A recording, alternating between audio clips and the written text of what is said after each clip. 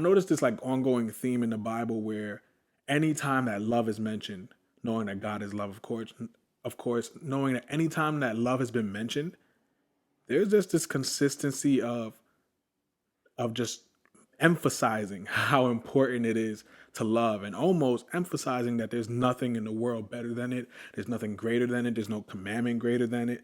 It's just a heavy emphasis. And so I'm going to hit you with a quick scripture barrage real quick. And so here it goes. So Matthew 22:37 through 38. Get your pens and papers because it's going to go quick.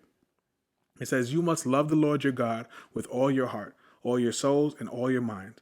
A second is equally important: love your neighbor as yourself. And this was in response to what is the most important of all the commandments. And it is said, there's nothing greater than love. Not just love of your neighbors, but also love of God. Not just love of God, but love of your neighbors. But loving everything and everyone is the greatest commandment. And so that's one. And so 1 Peter 4:7 through 8, it says, "The end of the world is coming soon. Therefore, be earnest and disciplined in your prayers. Most important of all,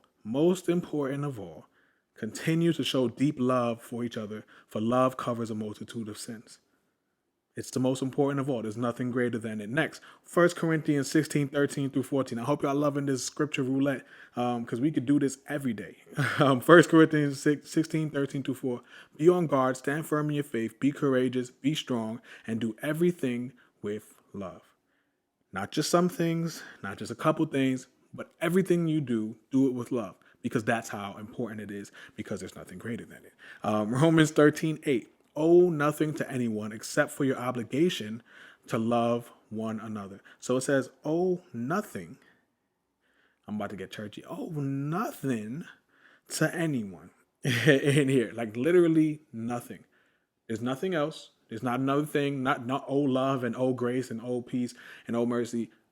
Owe nothing to anyone except for your obligation to love one another. If you love your neighbor, you will fulfill the requirements of God's law. Here's another one. This is the last one. This is Colossians 3:14. "Above all," which means nothing else is greater than it, "clothe yourselves with love, which binds us all together in perfect harmony." Man, that's powerful. But I say all of those things together. I say all those scriptures together just to get the point out that there is in the Bible nothing greater than love.